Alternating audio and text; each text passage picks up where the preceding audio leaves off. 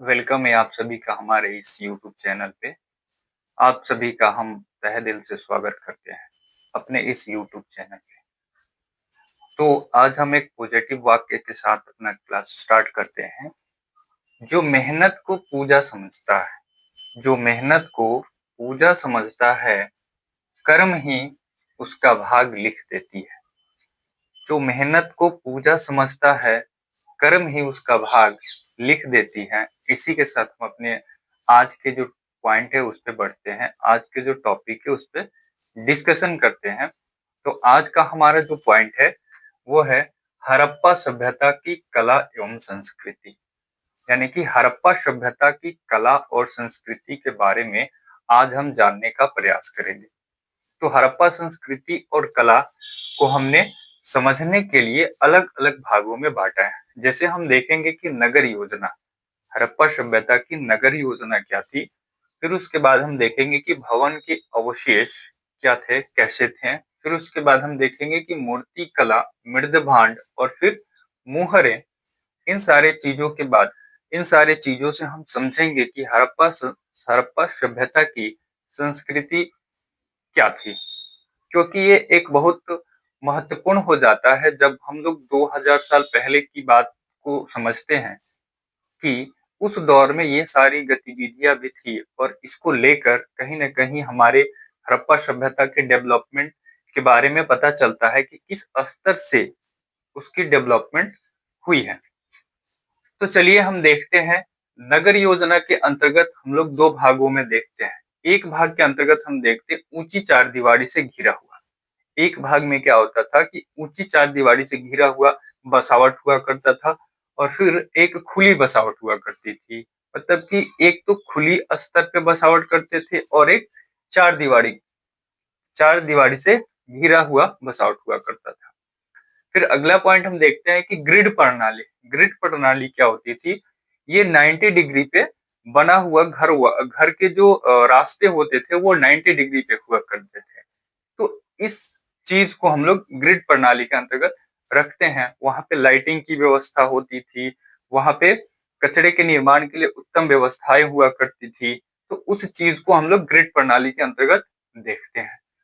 फिर आता है हमारा भवन के अवशेष भी उस दौर में हमको कुछ कुछ मिले हुए हैं हड़प्पा हड़प्पा सभ्यता के कला और संस्कृति के अंतर्गत। फिर आगे देखते हैं मूर्ति कला। मूर्ति कला में हड़प्पा सभ्यता को तीन भागों में बांटकर समझ सकते हैं। सबसे पहला है धातु मूर्ति कला, फिर उसके बाद पाषाण मूर्ति कला और उसके बाद मृदभांड मूर्ति कला। इन तीनों स्तर से हम समझ सकते हैं कि हड़प्पा हड़प्पा सभ्यता के अंतर्गत मूर्ति कला की कैसे कैसे गतिविधियां हुई थी। तो सबसे पहले हम देखते हैं धातु मूर्ति कला। तो धातु मूर्ति कला में हम किसको देखते हैं? तो कांस्य को देखते हैं। कांस्य की क्या मिली है हम लोगों को? तो नर्तकी की मूर्ति। और वो नर्तकी की मूर्ति कहाँ से मिली है? तो मोहनजोदारो से हम लोगों को वो नर्तकी की मूर्ति मिली है। वो कांस्य की बनी है।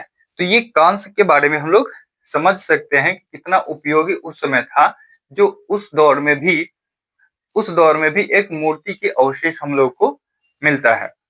फिर आगे देखते हैं पाषाण की मूर्ति। पाषाण की मूर्ति में हम लोग क्या देखते हैं कि ध्यान मग्न योगी की मूर्ति मिलती है। और फिर मातृ देवी और वृषभ, मातृ देवी की भी मूर्ति मिलती है और वृषभ की भी मूर्ति हम लोग को देखने को मिलती है। जो किसकी किसकी है? पाषाण की, यानी पत्थर की मूर्ति। फिर आगे देखते हैं मिट्टी की मूर्ति या मृदभांड की मूर्ति, इसको देखते हैं। और ये क्या होता है कि बहुत आयात में हमको ये सारी चीजें वहां पर देखने को मिलती है कि मिट्टी की बहुत सारी मूर्तियां वहां पर बनी हुई थी। जैसे कि हम लोग देखते हैं टेराकोटा की मिट्टी के बनी हुई चीजें थी। बहुत सारे हाथी के भी अवशेष वहां पर मिले हैं, घोड़े के भी अवशेष मिले हैं, मिट्टी के बने होते थे। तो वो बहुत आयात में उस दौर में मिलती है। तो ये थी एक हड़प्पा सभ्यता के बारे में, कला और संस्कृति के बारे में जानकारी थी। फिर आगे हम लोग देखेंगे कि हड़प्पा सभ्यता का पतन कैसे हुआ था। तो हड़प्पा सभ्यता के पतन के बारे में एक एक करके उसके चीजों को, उसके पॉइंट को समझेंगे, क्योंकि ये एक बहुत बड़ी सभ्यता थी और स्टार्टिंग फेज की सभ्यता थी, जिसके पतन होने के भी कारण कुछ देखने को हमको मिलते हैं और वो पतन होते हैं। तो हड़प्पा सभ्यता के पतन के अगर हम एक एक पॉइंट की बात करें तो सबसे पहले हम उसको समझने के लिए दो भागों में बांटेंगे। एक आकस्मिक पतन होता है और एक क्रमिक पतन। तो आकस्मिक पतन सिद्धांत में हम लोग क्या देखते हैं कि उसको दो भागों में देखते हैं। एक भाग होता है आर्यों की आक्रमण और फिर दूसरा होता है प्राकृतिक आपदा। फिर जैसे ही हम आगे बढ़ते हैं कि क्रमिक पतन में क्या क्या चीजें होती हैं, क्रमिक पतन के सिद्धांत में क्या क्या होती है, तो हम लोग देखते हैं कि नदियों के मार्ग में परिवर्तन हो जाता है, पारिस्थितिक जो होती है उसका असंतुलन हो जाता है। फिर देखते हैं कि प्लेट विवर्तनिक सिद्धांत भी आता है, उसके वजह से जो हमारी हड़प्पा सभ्यता है उसकी पतन हो जाती है। फिर हड़प्पा के वासियों की पारंपरिक जो दृष्टिकोण है उस हिसाब से भी हम देखते हैं कि हड़प्पा सभ्यता की पतन होती है, क्योंकि इस पॉइंट पे विद्वानों ने अपने अलग अलग मत पेश किए हुए हैं। तो उन विद्वानों के अनुसार हम समझते हैं कि उन विद्वानों ने हड़प्पा सभ्यता के पतन के जो मतभेद हैं उस पे अपने क्या क्या राय प्रस्तुत किए हैं। तो सबसे पहले आकस्मिक कारण हम देखते हैं कि आर्यों के पतन, यानी कि मार्टिमल व्हीलर साहब कहते हैं कि आर्यों के आक्रमण से सिंधु घाटी सभ्यता का पतन हो गया। आर्य आए और उन पे आक्रमण करना स्टार्ट कर दिए, वहां की चीजों को नष्ट करना शुरू कर दिए, लूटना शुरू कर दिए। इस वजह से सिंधु घाटी सभ्यता का पतन होना स्टार्ट हो गया। तो ये मार्टिमर व्हीलर साहब बताते हैं। फिर उसके बाद प्राकृतिक आपदा के बारे में के यू आर कैनेडी जो एक विद्वान थे वो बताते हैं कि जो प्राकृतिक आपदा थी वो क्या थी, मलेरिया, यानी कि मलेरिया रोग से ज्यादा लोग वहां पे प्रभावित हो रहे थे और उनका ज्यादा तादाद में वहां पे मृत्यु हो रही थी मलेरिया रोग को लेकर। तो इस वजह से जो हड़प्पा सभ्यता है उसकी पतन हो जाती है। फिर आगे देखते हैं नदियों के मार्ग में परिवर्तन। ये नदियों के मार्ग में परिवर्तन में बताते हैं पेयजल की कमी। ये कौन बताते हैं, तो जीएफ डेल्स जो एक विद्वान है वो बताते हैं कि इस वजह से, यानी कि नदियों के मार्ग परिवर्तन होने से क्या होता है कि पीने की जो पानी की समस्या है वो ज्यादा हो जाती है और पीने के पानी की समस्या की वजह से सिंधु घाटी सभ्यता के जो लोग हैं वो एक जगह से दूसरे जगह, यानी कि वहां से हटना स्टार्ट कर देते हैं। इसी वजह से सिंधु घाटी सभ्यता का पतन हो जाता है। फिर आगे देखते हैं पारिस्थितिक संतुलन। इसमें फेयर सर्विस साहब जो एक विद्वान है वो बताते हैं कि पेड़ की कटाई से क्या होता है कि पारिस्थितिक असंतुलन हो जाती है, वहां पे वायु की ऑक्सीजन की कमी हो जाती है।